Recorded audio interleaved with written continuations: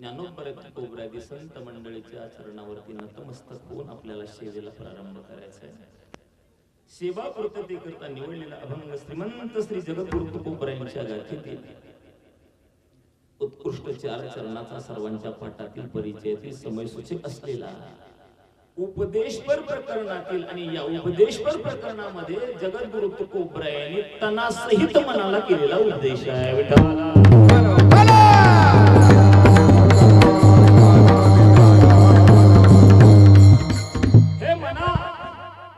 परत एकदा तुला सांगतो या मायाजाळामध्ये या मोहपाशामध्ये गुंतण्याचा प्रयत्न करू नको. आणि तू जर याच्यामध्ये गुंतून राहिला तर काळ कधी तुझ्यावरती धडक घालेल सांगता येत नाही. अगदी नगदी जवळ येऊन ठेपलेला काळ आहे. तो कधी उडी मारेल आणि कधी एकदा तुझा ग्रास करेल सांगता येत नाही. हे म्हणा जागे हो. परत एकदा तुला सांगतो या मायाजाळामध्ये गुंतण्याचा प्रयत्न करू नको. आणि एकदा का काळानं उडी तुझ्यावरती घातली की मग तुझ्या जवळ असणारे भले भले असतील, तुला जन्म देणारे आई वडील असतील, तुझी मुलं असतील, घरदार असेल, भले सखे सोयरे असतील, नाही राजा असेल, नाही ज्याला तू आतापर्यंत आपलं आपलं म्हणलंय ते कुणीही तुझ्या जवळ जरी आले तरी त्यांचं काही इथं चालणार नाही. फक्त तुला जर त्या यमाच्या तावडीतून जर सुटावं असं वाटत असेल तर फक्त या जगाच्या पाठीवरती करतुम अकर्तुम अन्यथा करतुम एक जगदाधीश भगवान परमात्मा तुला या काळाच्या तावडीतून सोडवू शकतो. अन्यथा तुला कोणी सोडवू शकणार नाही. तुका म्हणे तुला सोडविना कोणी, एका चक्रपाणी वाचून या जगाच्या मालकाशिवाय तुला या मृत्यू लोकातून यमाच्या कचाट्यातून कोणी सोडवणार नाही. म्हणून परत एकदा सांगतो तू जागा हो. परत एकदा सांगतो तू सावध हो, तू दक्ष हो, तत्पर हो. आणि जो तुला या यमाच्या तावडीतून सोडवणार आहे ना त्याच्या करता तो अगदी सक्रिय राहा, तत्पर राहा. त्याच्या भजनामध्ये एकरूप हो. कारण का सोडवतो म्हणणारे अंतकाळाच्या वेळेला कुठे जातील सांगता येत नाही. म्हणून जगद्गुरु तुकोबरायांनी देहासहित मनाला केलेला उपदेश आहे. नको नको मना गुंतो माया जाळी, काळ आला जवळी ग्रासावया, काळाची हे उडी पडेल वा जेव्हा, सोडविना तेव्हा मायवा. विठ्ठल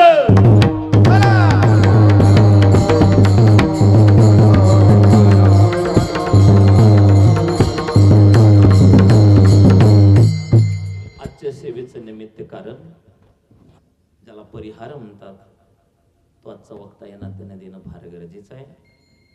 आज आपल्या या अडेगाव मध्ये शिंदे परिवारामध्ये हरिभक्त परायण सुभाष मचंद्र शिंदे यांच्या पत्नी वैकुंठवासी विजया सुभाष शिंदे यांचं प्रथम पुण्यस्मरण आहे. अर्थात दुसरं आहे इथं प्रथम लिहिलंय आणि वरती प्रथमच लिहिलंय वर्ष श्राद्ध आणि हे द्वितीय पुण्यस्मरण आहे. आणि त्यांचे चिरंजीव हरिभक्त परायण नवनाथ सुभाष शिंदे अर्थात त्यांच्या मातोश्रीचं आणि हरिभक्त परायण सुभाष मचंद्र शिंदे यांच्या सुविधा पत्नीचं द्वितीय पुण्यस्मरण आपण साजरा करतोय. त्या निमित्ताने ही कीर्तन सेवा आहे. आणि कीर्तन सेवेकरता घेतलेला अभंग जगद्गुरु तुकोबराच्या गाथेतील उत्कृष्ट चार चरणाचा सर्वांच्या पाठातील परिचयातील समयसूचक असलेला तनासहित मनाला उपदेश करणारा आहे. या शिंदे परिवारातील एक सौभाग्याचं लेणं घेऊन इहलोकाचा निरोप घेऊन परलोकाला जात असताना त्यांनी गेल्या वर्षी पुण्यस्मरण अर्थात वर्ष श्राद्ध आज 2 वर्षापूर्वी या जगाचा निरोप घेतलाय. बघता बघता 2 वर्ष होऊन गेली. मला फक्त एवढं सांगायचंय की हा मृत्यू लोक आहे, इथं जास्त काळ कोणालाच राहता येत नाही.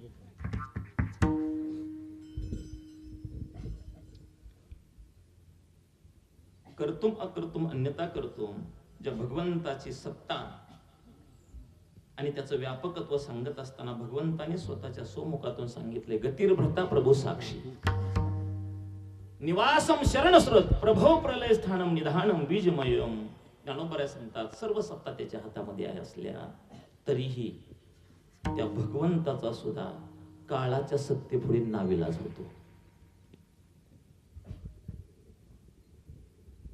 देण्याच्या बाबतीमध्ये तो फार उदार आहे. उदार तो हरी असं वर्णन ज्या भगवंताचं केलंय तो देण्याच्या बाबतीमध्येही स्वतंत्र आहे. ऐका, यशस्वी औदार्य, ज्ञान, वैराग्य, ऐश्वर्य हे साहिनी गुणवर्य वस्ती जे असा उदार असणारा, स्वतंत्र असणारा, सत्ताधीश असणारा भगवान परमात्मा, परंतु मनुष्याला आयुष्य देण्याच्या बाबतीमध्ये फार कंजूस आहे. फार कंजूस आहे. फार तो कृपण आहे. तो अनेकाला अनेक पद्धतीनं अनेक पटीनं देईल, परंतु आयुष्य देण्यामध्ये फार तो कृपण आहे, म्हणजे कंजूस आहे. तो मनुष्याला कधीच भरपूर आयुष्य देत नाही. म्हणूनच नामदेव महाराजांनी त्याच्याकडे विनंती केली, अकल्प आयुष्य व्हावे तया कुळा, माझी या सकळा हरीच्या दासा. देवा, तू देण्याच्या बाबतीमध्ये मला माहित आहे उदार आहे, परंतु आयुष्य देण्यामध्ये फार कंजूस आहे. का कंजूसपणा करतो? तर आयुष्य देण्यामध्ये त्या भगवान परमात्म्याचं काही चालत नाही. बरं, मिळालेलं आयुष्य एकदा संपलं की यमासमोर त्या भगवंताचं काही चालत नाही.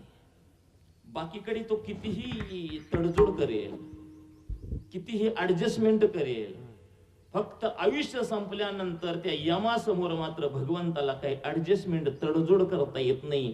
ते यमाच्या नियमाप्रमाणेच त्या भगवंताला राहावं लागतं. मला वाटतं इतर क्षेत्रामध्ये कुठेही भ्रष्टाचार झाला तरी मात्र या खात्यामध्ये भ्रष्टाचार चालत नाही. नाही चालत. किती भ्रष्टाचार झाला हो, किती भ्रष्टाचार. आता एक क्षेत्र असं सांगा की त्या क्षेत्रामध्ये भ्रष्टाचार नाही. माणसं म्हणतात महाराज जाईल तिकडं भ्रष्टाचार आहे, जाईल तिकडं भ्रष्टाचार आहे. परवा एक मला म्हणला, महाराज तुम्ही म्हणता भ्रष्टाचार भ्रष्टाचार, आता ऑनलाईन झाले, कसला भ्रष्टाचार आहे? मला वाटतं ऑनलाईन सारखा घोटाळा दुसरा कुठला नाही. लोक म्हणतात भ्रष्टाचार भ्रष्टाचार, किती अहो ऑनलाईन सारखा घोटाळा म्हणजे भ्रष्टाचारच कुठं नाही. एक लक्षात ठेवा, एवढा भ्रष्टाचार. आता काय सांगावं, इतर क्षेत्रातला सांगत नाही, आपल्या परमार्थ क्षेत्रामध्ये बराच घोटाळा आहे. बराच घोटाळा. कशाला भ्रष्टाचार म्हणावं? पहिली तारीख घेतलेली असताना, आता मला वाटतं मला काय म्हणायचं ते तुम्हाला कळालं. विठाला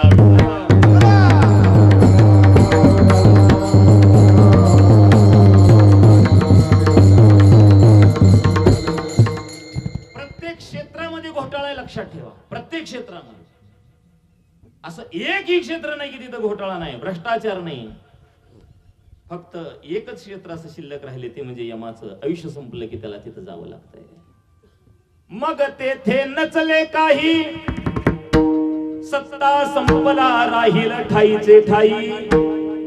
पुढे संचित होईल ग्वाही, तुका म्हणे तई यम आज्ञा. यमाची आज्ञा आल्याबरोबर भल्या भल्याला जावं लागतं. बरं, तुम्ही कोणीही असा, तुम्ही किती सत्ताधीश आहात, किती संपन्न आहात, किती ऐश्वर्यवान आहात, याच्याशी काही घेणं देणं नसतं यमाकडे. लक्षात ठेवा. नाही त्या यमाशी करुणा, बाहेर काढिता कुडी प्राणा.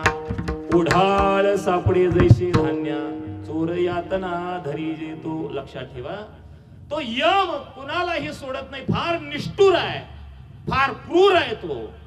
ज्ञानोबराय सांगतात, न्याळी पाक केवडा पसरला सेच वडा, करोनी माझी वडा आकारू गज. त्या काळाची सत्ता कोणाला मोजता येत नाही, सांगता येत नाही, परंतु त्याच्याकडे मात्र वशिला चालत नाही. तुम्ही व्यवहारामध्ये इतर क्षेत्रामध्ये कितीही बलवान असा, ताकदवान असा, यम समोर आला ना की भल्या भल्याला. एक लक्षात ठेवा, आपल्या देशाचे संरक्षण मंत्री किती ताकद असते. संरक्षण मंत्री देशाचे, मला वाटतं जेवढं देशामध्ये आपल्या शस्त्रसाठा आहे तेवढं त्यांच्या ताब्यामध्ये असतो. मिलिटरी, फौज, पोलीस डिपार्टमेंट, जेवढं जेवढं काय आहे ना तेवढं त्यांच्या ताब्यामध्ये असतं. त्यांनी जर ठरवलं ना आता या वेळेला अमक्या अमक्या देशावरती हल्ला करायचा आहे, बॉम्ब टाकायचा आहे, तर त्यांना कुणी अडवू शकत नाही. देशाचं सांगतोय, आपल्या गावाचं कारभार पण नाही. त्यांनी जर ठरवलं ना अमका अमका देश उद्ध्वस्त करायचा आहे, एका सेकंदामध्ये ते निर्णय घेऊ शकतात आणि ते परदेशावरती आक्रमण करू शकतात. किती ताकद आहे, किती ताकद आहे. एका सेकंदात निर्णय घेऊन दुसरा देश एका क्षणार्धामध्ये उद्ध्वस्त करण्याची ताकद त्यांच्याकडे आहे. परंतु त्यांच्याकडे जर यम आला तर त्यांचं काही चालत नाही. कोणा दिवस येईल कैसा,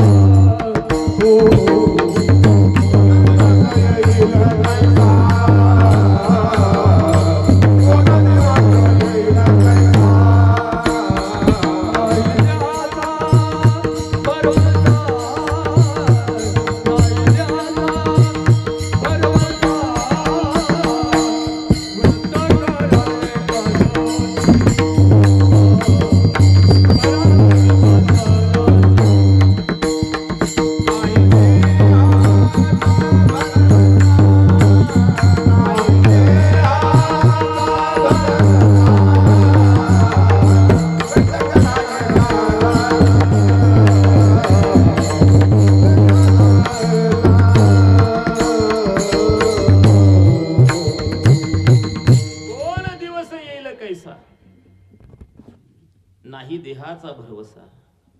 एक लक्षात ठेवा, क्षणभंगुर नाही भरवसा. परवा आपल्या फडावरती असलेलं पूर्वसो गाव करमाळ्या तालुक्यामध्ये, तिथं आपल्या फडाचे ज्येष्ठ आणि श्रेष्ठ चौबदार त्यांच्या पुण्यस्मरणानिमित्त श्री गुरूंचं कीर्तन होतं. मी सांगतो कशा करता.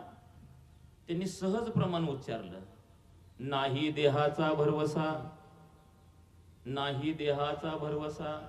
ती म्हणले कुठल्या गात्यात हुडकू नका, हे मात्यातलं आहे म्हणले, मात्यातलं आहे.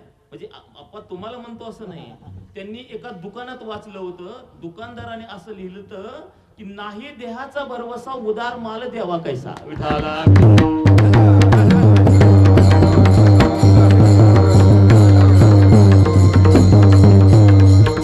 क्षणभंगुर हे जाय न कळता, घास गिळी सत्ता हाती नाही.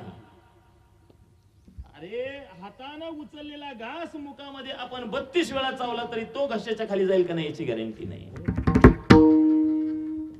यमाची ताकद जबरदस्त आहे. मी सांगतो काय की देशाचे संरक्षण मंत्री असले सर्व देश ज्यांच्या ताब्यामध्ये आहे, त्यांचं सुद्धा यम समोर आल्याबरोबर काही चालत नाही. याच्यापेक्षा थोडा अजून पुढे जाऊन सांगू का, या जगाच्या पाठीवरती जवळजवळ 195 देश आहेत. आपल्या भारत देशासारखे काही छोटे आहेत काही मोठे आहेत, परंतु 195 देश आहेत आणि प्रत्येक देशाचा एक संरक्षण मंत्री ठरलेला असतो आणि या सर्व संरक्षण मंत्र्याचा एक अध्यक्ष असतो, त्याला युनोचा अध्यक्ष म्हणतात. म्हणजेच सर्व देशाचे जेवढे संरक्षण मंत्री आहेत ना, त्या सर्व संरक्षण मंत्र्यावरती एक जणाचा ताबा असतो. म्हणजे सर्व जगावरती ज्याची सत्ता असते त्याला युनोचा अध्यक्ष म्हणतात. 195 देश ज्याच्या ताब्यामध्ये आहेत असा एक अध्यक्ष असतो, युनोचा अध्यक्ष. मला वाटतं त्यानं जे ठरवलं तो त्याच्या स्वतःच्या हिमतीनं आणि स्वतःच्या ताकदीनं करू शकतो. फक्त मला एवढं सांगायचंय, 195 जरी देश ताब्यात असले तरीही जर यम त्याच्या समोर आला तर मग त्याचं तिथं काही चालत नाही. मग ते नचले काय. जगद्गुरु तुकोबरे म्हणतात, अरे देशाच्या संरक्षण मंत्र्याचं चालत नाही, जगाच्या देशाच्या मंत्र्यांना ताब्यात ठेवणाऱ्या अध्यक्षाचं तिथं जर काही चालत नसेल तर मग ये रते पामर जीवन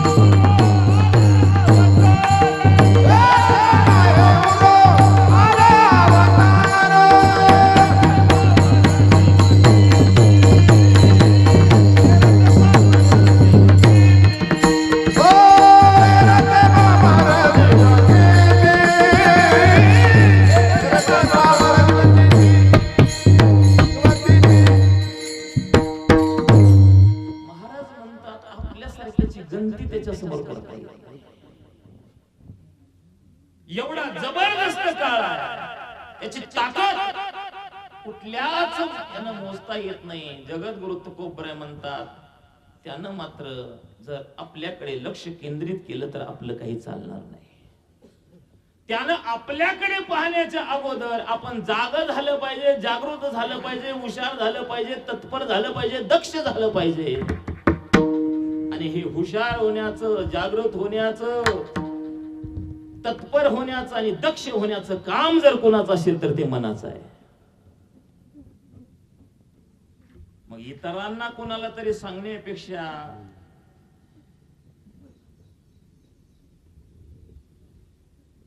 मनाला सांगावं. का मनाला सांगावं? ज्यांना जागा व्हायला पाहिजे त्यानं जागा झाल्यावर मनाची काय गरज आहे? एक लक्षात ठेवा, प्रत्येक घराचा, प्रत्येक गावाचा, प्रत्येक तालुक्याचा, प्रत्येक जिल्ह्याचा, प्रत्येक देशाचा, या जगाचा एक कुणीतरी एक कर्ता आहे. याचाच अर्थ कुणीतरी एक मालक आहे. साध्या भाषेमध्ये कुणीतरी एक कारभारी आहे. देह नावाचं गाव आहे, त्याच्यामध्ये 5 ज्ञानेंद्रिय आणि 5 कर्मेंद्रिय आहेत. परंतु ह्या 10ला ताब्यात ठेवणारा एक कारभारी, त्याचं नाव मन आहे.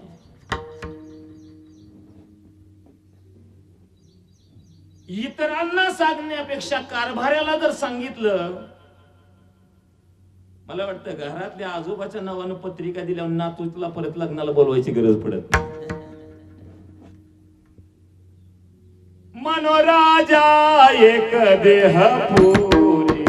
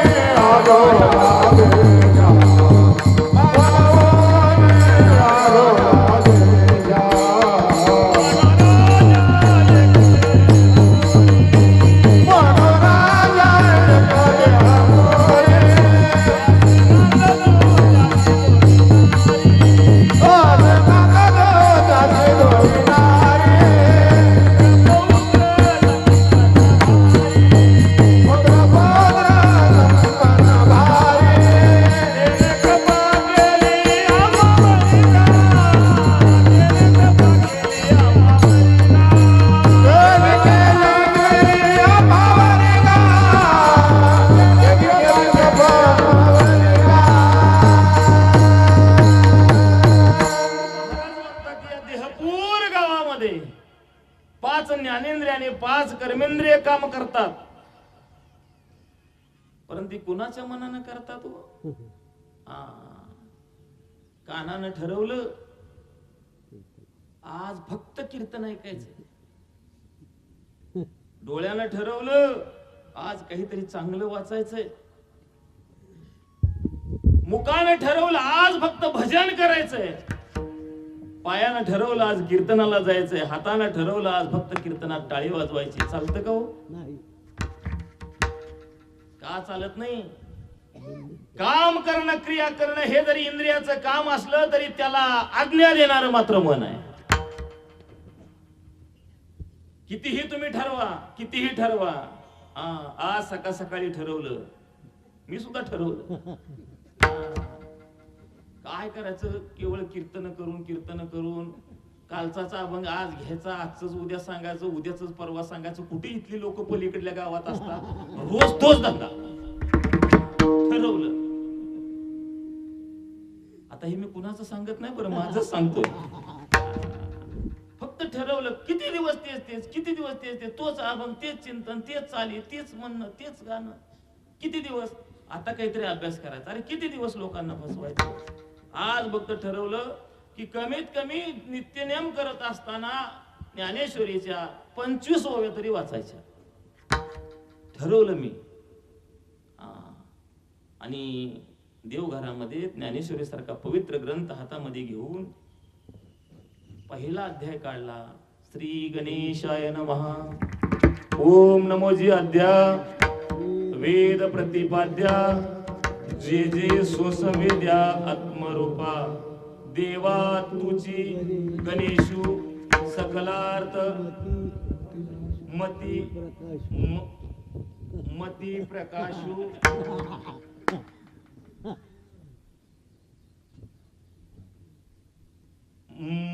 मने नाही, डोळ्याला अंधार येते त्या. आता हे आपल्याला जमणार नाही, बंद केला आणि ठेवून टाकलं. ठरवलं होतं का नाही.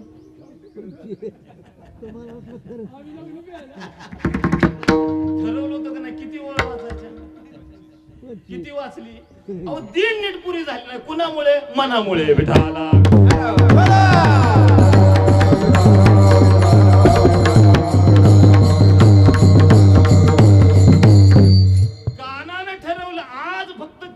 शिवाय काय ऐकायचंच नाही. चिंतन असेल, चाली असतील, म्हणणारे असतील, गाणारे असतील, फक्त कीर्तनाशिवाय दुसरं काही ऐकायचंच नाही. फक्त आज ऐकायचं काम करायचं. आणि ऐकण्याकरता सुद्धा सुंदर वातावरण आणि सुंदर सिस्टीम लागते, जशी आज लागली तशी. ठरवलं एवढी सुंदर सिस्टीम, अगदी वातावरण एवढं सुंदर. टाचणी जरी पडली ना तरी आवाज येईल. एवढं सुंदर वातावरण, एवढी शांतता आणि एवढी सुंदर सिस्टीम लागली. आता दुसरं काय ऐकायचंच नाही, फक्त कीर्तनच ऐकायचं. ठरवलं. पण कुठंतरी शेजारी मोबाईल वाजला. एवढी सुंदर सिस्टीम लागलेली असताना सुद्धा मन नाही ना थांबलं इथं. कुणाचा वाजतोय. मी म्हणतो योगायोगानं आपलाच वाजावा. बर वाजला तर वाजला, लगे बंद करावं का नाही. बर कुणाचा आहे तो पाहावं का नाही. उठून कीर्तनातनं बाहेर गेला होता कंपनीचा. हे कशा करता. किती ठरवलं होतं मी, किती ठरवलं कितीही तुम्ही ठरवा, तुम्ही ठरवून उपयोग नाही. जोपर्यंत मनाच्या मनामध्ये येत नाही तोपर्यंत जगद्गुरु तुकोबराय म्हणतात परमार्थामध्ये या जीवाचा प्रवेश बिलकुल होत नाही. लक्षात ठेवा. म्हणून संसारामध्ये तन आणि परमार्थामध्ये मन असावंच लागतं. विठाला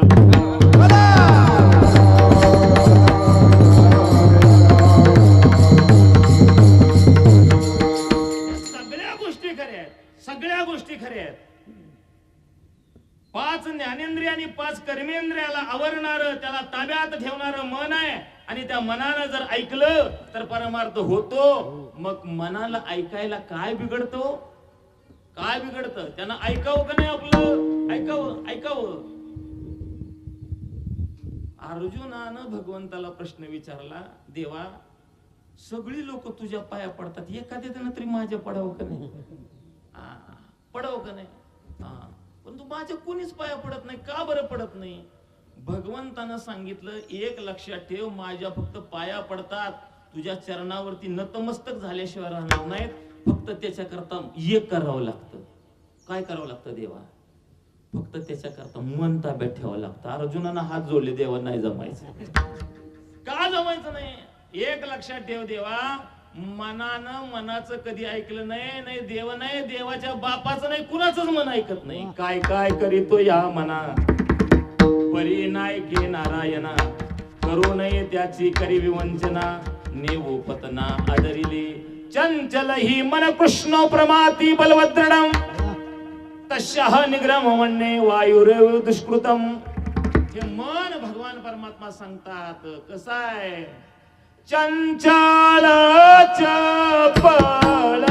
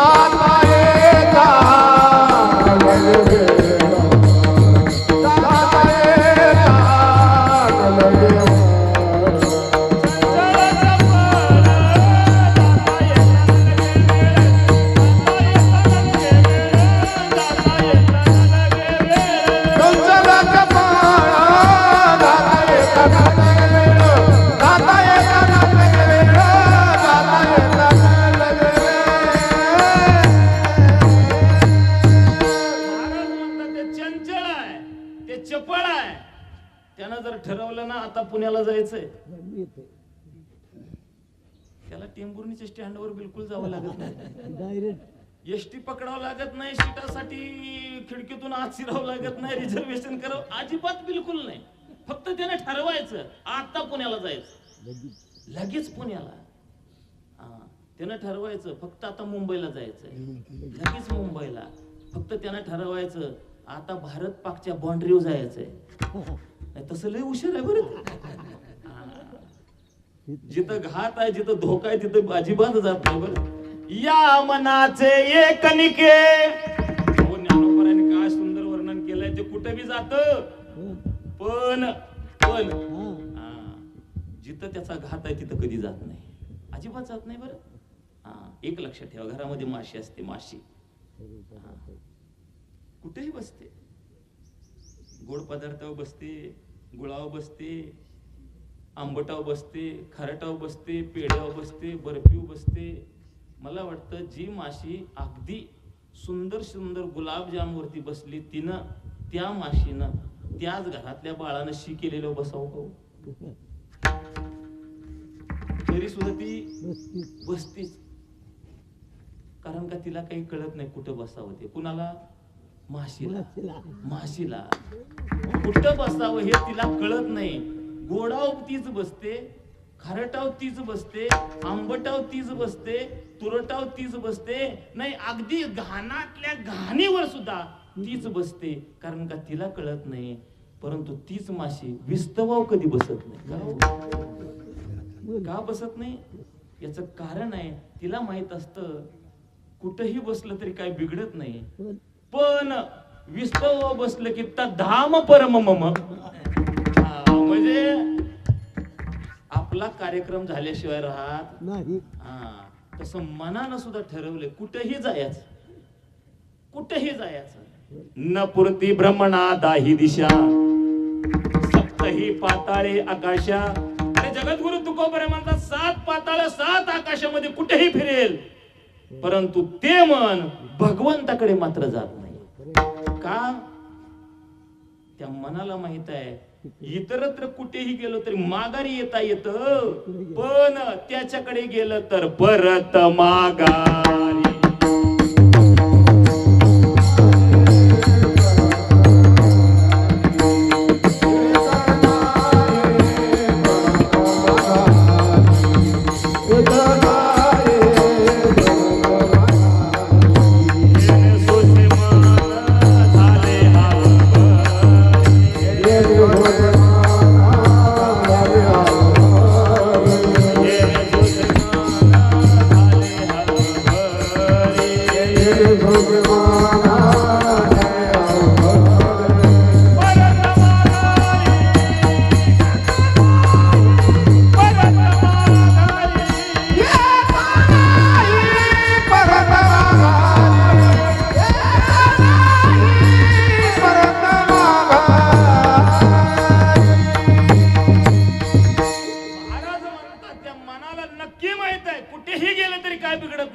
त्याच्याकडे गेलं की परत माघारी येता येत नाही.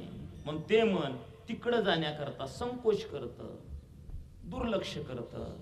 जगद्गुरु तुकोबराय म्हणतात, जोपर्यंत मन त्याच्याकडे जात नाही, मन ताब्यात येत नाही, तोपर्यंत या शरीराचा तुका मन करा रे प्रसन्न.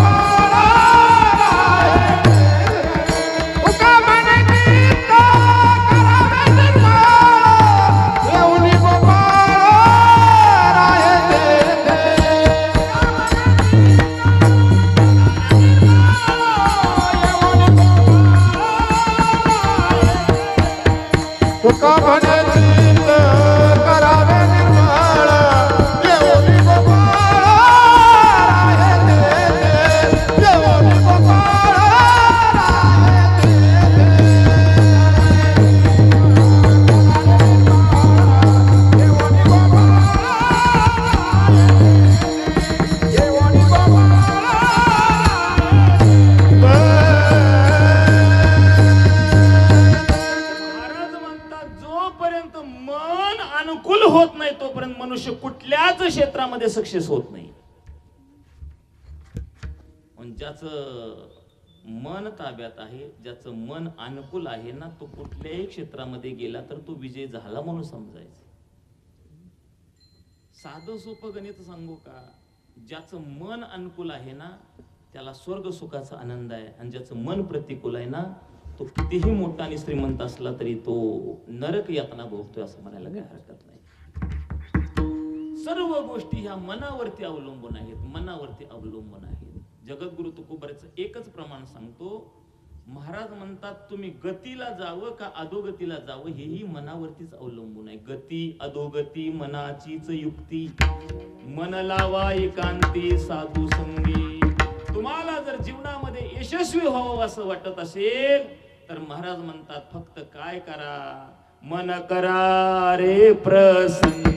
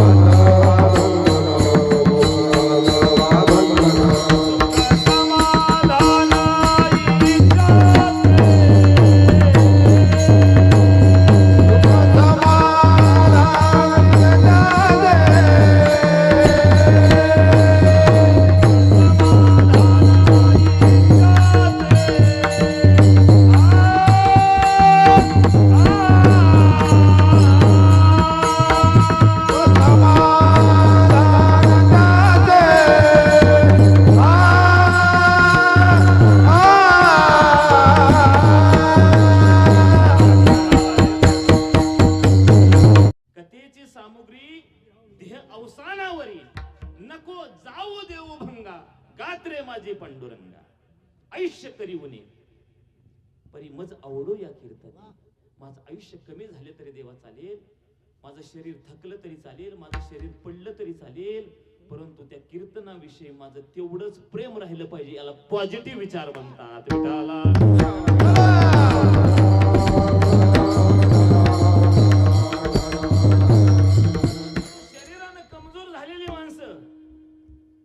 परवडली परंतु मनाने खचलेली माणसं अजिबात आपल्याला आवडत नाही.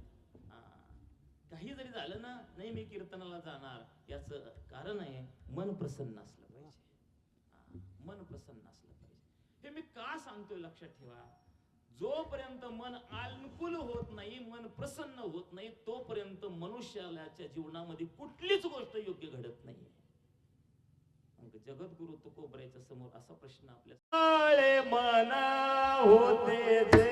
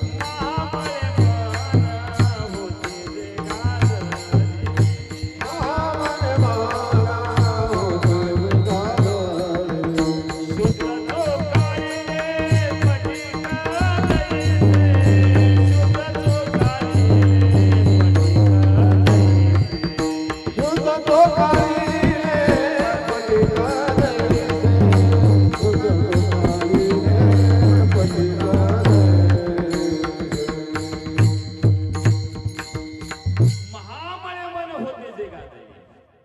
अनादिकालापासून या मनावरती झालेले आघात आणि त्या आघातामुळे हे मन गांजलेलं आहे, गादलेलं आहे. जगद्गुरु तुकोबाराय म्हणतात ते लगे लगे प्रसन्न होत नाही.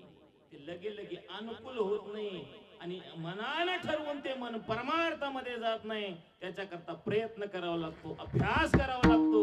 आणि अभ्यास करणं म्हणजे परत परत परत परत त्या मनाला सांगणं, त्याला शिकवणं आणि अभ्यासाला बसवणं. अभ्यासाला जर परत परत परत परत परत परत बसवलं, घरामध्ये मुलगा एखादा उन्हाळा असतो,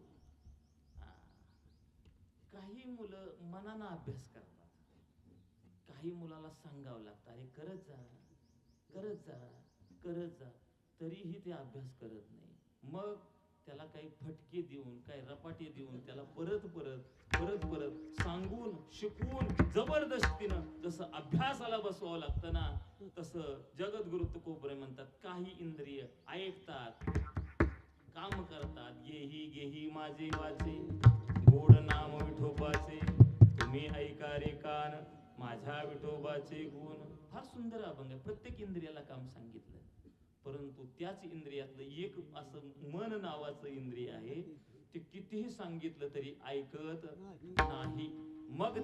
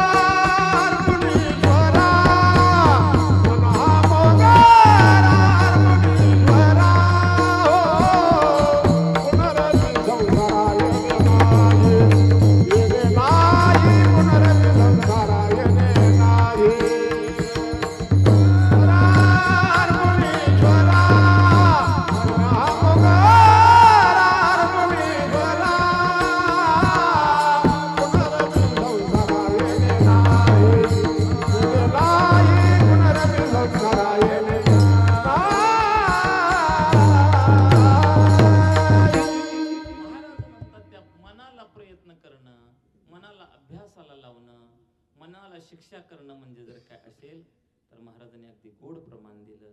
त्या मनाला मोगऱ्याचं फुल बनवावं आणि ते फुल भगवंताच्या चरणाजवळ अर्पण करावं. मन हा मोगरा अर्पणी ईश्वरा, देवाच्या चरणाजवळ त्याला समर्पित करावं.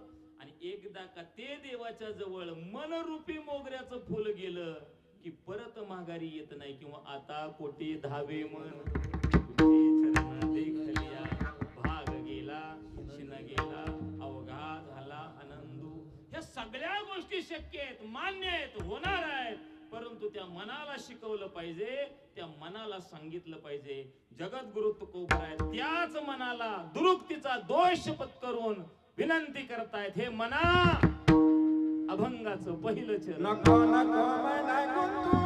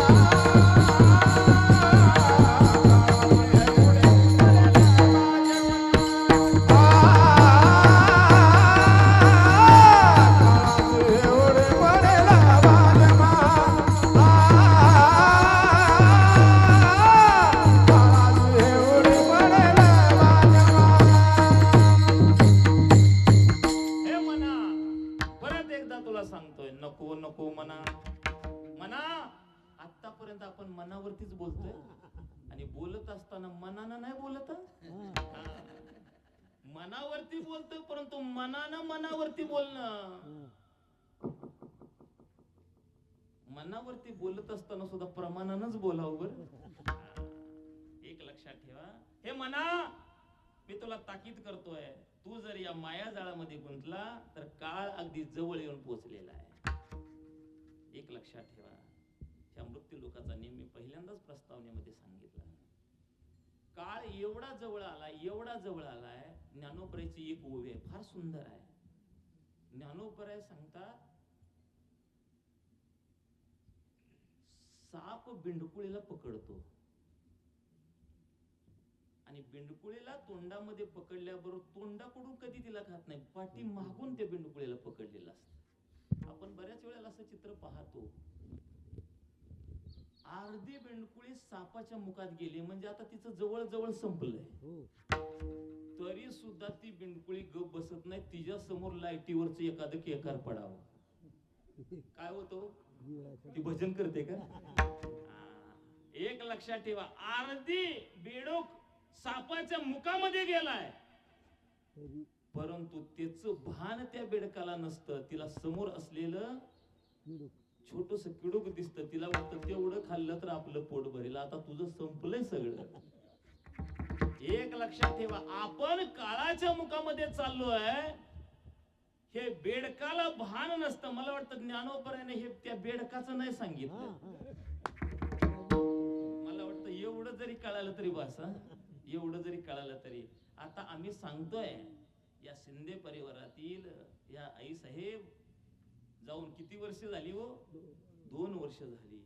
आमचे आजोबा, आमचे पंजोबा जाऊन 4 वर्ष झाली. अमुक अमुक गावातील कार्यकर्ते जाऊन 10 वर्ष झाली, 20 वर्ष झाली. आम्ही मोजतोय. काय सांगायचं महाराज, आमच्या घरातील ज्येष्ठ आणि श्रेष्ठ व्यक्ती जाऊन 7 वर्ष झाली. आम्ही मोजतोय. मला वाटतं आपण इतराचंच मोजतोय, आपलं मोजायचं विसरून गेलंय. कधी विचार केलाय का इतरांचं काय व्हायचं ते उद्या आपलं किती राहिलंय याचा कधी विचार केलाय का. नाही केला. लक्षात ठेवा, परंतु तुम्ही जरी नाही केला तरी त्यानं मात्र नक्की केलेला आहे. अजून किती आहे अवकाश, अजून किती आहे अवकाश, अजून किती आहे अवकाश, अजून किती आहे अवकाश. घडी घडी काढव खऱ्याची अजून किती आहे अवकाश, अजून किती आहे अवकाश. घडी घडी काढा दयाची पाहे, अजून किती आहे अवकाश,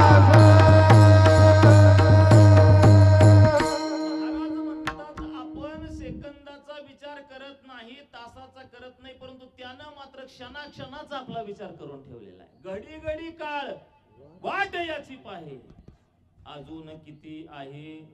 आता आम्ही सुद्धा बऱ्याच वेळा घड्याळाकडे बघतोय, परंतु महाराज अजून अर्धा तास वेळ आहे. कशाकरता? फुलं वाटून आमची वाट बघणं वेगळं आहे आणि त्याची वाट पाहणं वेगळं आहे. अजून किती आहे अवकाश, याचा क्षणाक्षणाचा विचार करणारा तो काळ आपला सुद्धा हिशेब करतोय, त्याच्याबद्दल वादच नाही. परंतु आपल्या कधी ते डोक्यात आलंच नाही, गेलंय किती आणि उरलंय किती याचा विचार आपण कधी करत नाही. त्यामुळे आपला शेवटी ताळेबंद कधी बसत नाही. एक लक्षात ठेवा, मनुष्य जीवनामध्ये जसा एखादा व्यापारी, एखादा अभ्यास करणारा विद्यार्थी, त्याचा हिशेब आयुष्याचा अर्थात वर्षाचा कधी लागतो. मुलानं वर्षभर अभ्यास किती केला त्याचा हिशेब कधी असतो. 1 मेला. कितीला काय असतं 1 मेला? रिझल्ट असतो. त्या मुलानं खरोखर अभ्यास किती केला हे कधी कळतं? ज्या दिवशी हातात रिझल्ट येईल त्या दिवशी. आपला व्यापार योग्य झाला का अयोग्य झाला याचा हिशोब कधी असतो? दिवाळीच्या पाडव्याला. व्यापाऱ्याचा पाडव्याला त्याचा ताळेबंद असतो. नफा किती झाला आणि तोटा किती झाला. तसा आपण जगलेल्या जीवनाचा ताळेबंद आपल्या आयुष्याच्या शेवटी असतो. कसा ताळेबंद असतो? बाळक्रीडेमध्ये फार सुंदर प्रमाण आहे. यमधर्म पुषेतया दोषी असी कार्य केशवासी चुकलिता. यमधर्म आपल्याला तिथे गेल्यानंतर विचारतो, तुम्हाला एवढं सुंदर आयुष्य दिलं, उजनी धरणाच्या जवळ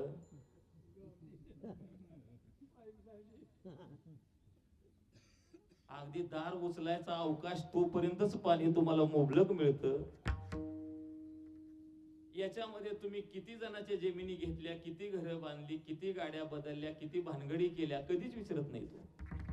फक्त तो एकच विचारतो की एवढा सुंदर मानव देह तुम्हाला दिला, देवे दिला देह भजना घुमटा, परंतु तुम्ही त्याच्यामध्ये किती वेळेला भजन केलं तिथे विचारतो. आणि जर नाही त्याचं उत्तर देता आलं तर मग मारिती, तोडीती, झोडीती, निष्ठूर यमाचे किंकर बहुसाल नाही त्या यमाशी करुणा बाहेर काढिता. परंतु हे लक्षात ठेवा, हे आपण याचा कधी विचारच केला नाही. आपण उग वाढदिवस आता काय सांगावं. आमच्या शेजारी पलीकडच्या बाजूला एक गाव आहे, आप्पा 111वा वाढदिवस केला. खोटं वाटेल तुम्हाला, मी नंबर देतो, तुम्ही विचारून बघा. कितवा? 111वा. मी म्हणलं अजून तुमची काय इच्छा आहे नेमकी? इच्छा काय, अजून किती वाढदिवस व्हावेत? ते म्हणले महाराज तसं काय नाही, पण तुमची कृपा असली तर आमचं मत आहे 150 व्हावं. मी म्हणलं आम्हीच टिकतोय का नाही तोपर्यंत. काय लोकांची लक्षात ठेवा, काय अपेक्षा काय आहे नेमकी, किती दिवस आपण जिवंत राहावं.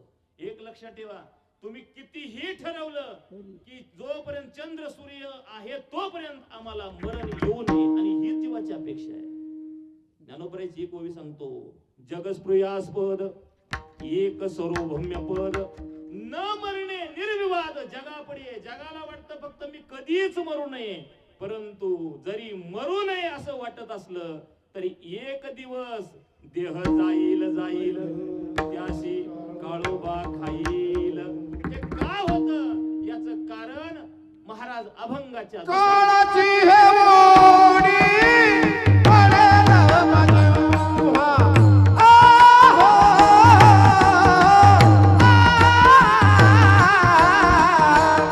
काळाची हे मोडी पडेल माझ्या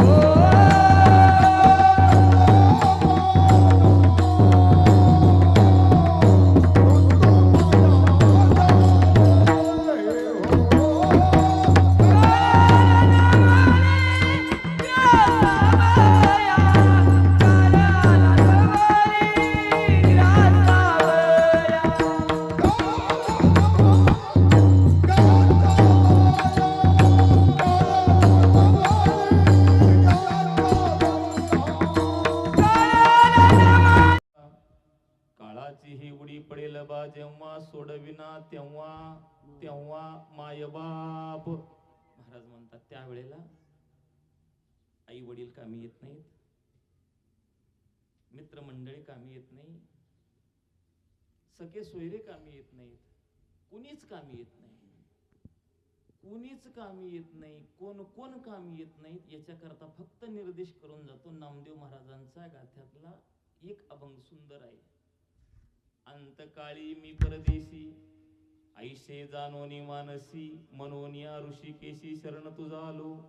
नामदेव महाराज म्हणतात अंतकाळाच्या वेळेला मी एकटा होतो, त्यावेळेला माझ्या जवळ बरेच होते, माझे आतापर्यंत म्हणलेले होते, जोडलेले होते, मानलेले होते, घरातले होते, घराच्या बाहेरचे होते, सखे होते, जन होते, सगळे सोयरे होते, सगळे होते.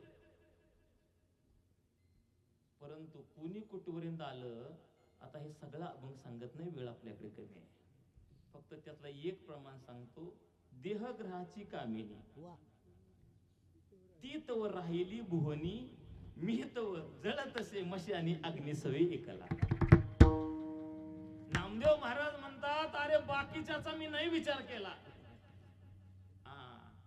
खरंच आयुष्य जगत असताना, जीवन जगत असताना हाडाची काड, रक्ताचं पाणी, रात्रीचा दिवस तिच्या करता केला, ती सुद्धा उंबरेच्या बाहेर नाही आली. बर देहग्रहाची कामिनी ती तवर राहिली भुवनी, मग बाकीच्याचा तर विचारच सोडून द्या. लोक म्हणतात महाराज तुम्हाला माहित नाही आमच्या मोबाईलला 2000 नंबर आहेत. मी म्हणतो 2000 नंबर जरूर असू द्या, परंतु अंतकाळाच्या वेळेला त्यातल्या दोघांना तरी यावं का नाही? नाव काढू नका देवा. ज्या वेळेला अंतकाळ समोर येतो, मरण येतो ना, ज्याने जन्म दिलाय महाराज म्हणतात सोडविना तेव्हा मायबाप. आई वडिलाचं सुद्धा काही चालत पण बाकीच्याच अनेक सोयरे भले भले. आता या भल्या मल्यामध्ये भले भले घाला. ज्याला आपण आतापर्यंत चांगली किंमत दिली त्या समाजामध्ये, आता काय सांगू, समाज या शब्दाचा अर्थ पहिला स काढून बघा. खाली राहतो तो जनाचा विचार करा. आता काय सुज्ञ कीर्तनकार सांगतात जनाचा जर विचार केला ना, आता काय सांगा, जो वरी चढन गा, बरीच प्रमाण माझ्या समोर येतात. तो वरी मनती माझा, मानती लहान थोर देह सुखाची आकाजा, इंद्रिय मावळली गा, सगळी प्रमाण आपल्याला पाठ आहेत. परंतु जनाच्या दृष्टीनं बोलत असताना असं सांगतात, जन कसं आहे सांगू का, जन हे पक्वाजाच्या जातीचं आहे. पक्वाजाच्या नाही म्हणला, गैरसमज करून घेऊ नका. पक्वाजाच्या जातीचं म्हणजे पक्वाज कसं आहे माहिती आहे का, त्याला कुणी कोणतंही मारा, ते आवाज देत, तुम्ही कसंही वागा. जन तुम्ही काही करा. आता महाराजांचा एक अभंग सांगतो. ऐसा हा लौकिक कदा राखविना पतित पावना देवराया, लग्न करू जाता म्हणती हा मातला, न करता झाला नपुस. तुम्ही देवपूजा करायला लागा, माणसं म्हणते लई देवताळ आहे हो. तुम्ही त्या भानगडीतच पडू नका. काय सांगावं सांगा, तुम्हाला काय त्यांना देवधर्म कळतोय का, काय वागाव कळतंय का, माणसं कळत. तुम्ही घरी येऊ नका, लोक म्हणते ती लई ताट, आणि सारखं या येता जाता घर बुडविले. आता काय करावं, जगद्गुरु तुकोबराय म्हणतात त्याजोनिया जन भक्ती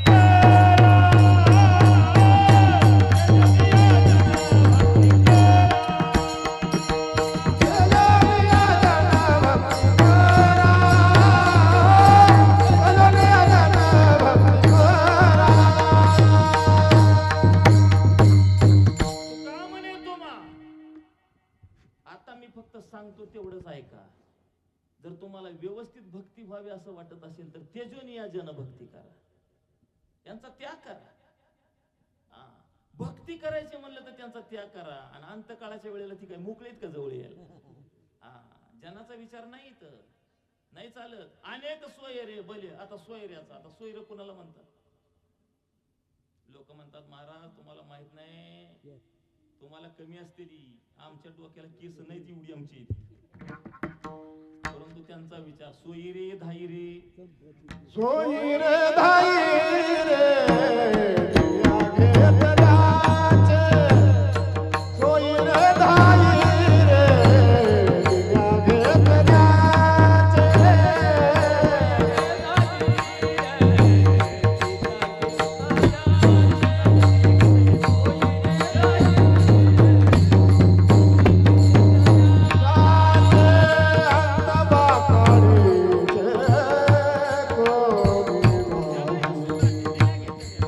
बाबा